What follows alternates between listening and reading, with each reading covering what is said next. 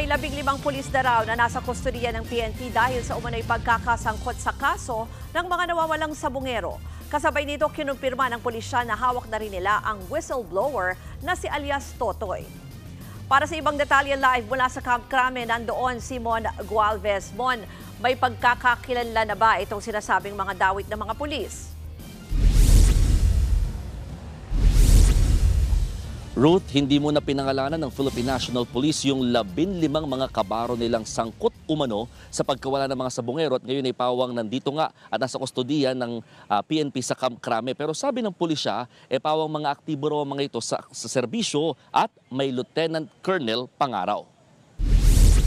Idinawit sila ng whistleblower na si alias Totoy sa pagkawala at umano'y pagkamatay ng mga sabungero. Sabi ni PNP Chief General Nicolas Torre III, galing sa iba't ibang opisina ang mga polis. Mayroong support unit, regional offices at area police command o APC. Sa 15, may isang paretiro na at may 3 pang natanggal na nga sa pwesto.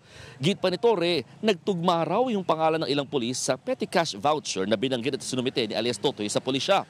Hinala naman ng hepe, posibleng hindi lang ito limitado sa 15. Isiniwalat naman ni Torre na nasa kustodiya na nila si alias Totoy.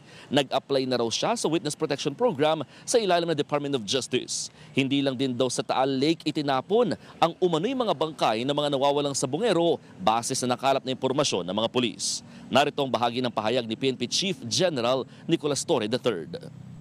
Pag lumawak ang investigasyon, baka mas marami pa. At yun nga sinasabi namin, wala kaming sasantuhin dito, we will leave no stones unturned.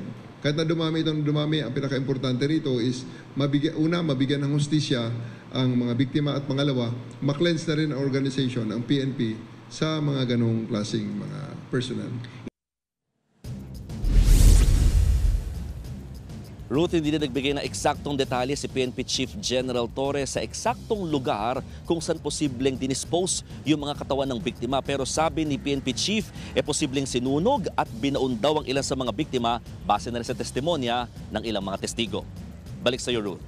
Mon, binanggit mo yung alias Totoy ay nasa kustodiya nila. Anong mangyayari kung sakaling matanggap siya doon sa Witness Protection Program? May sinabi ba si General Torre?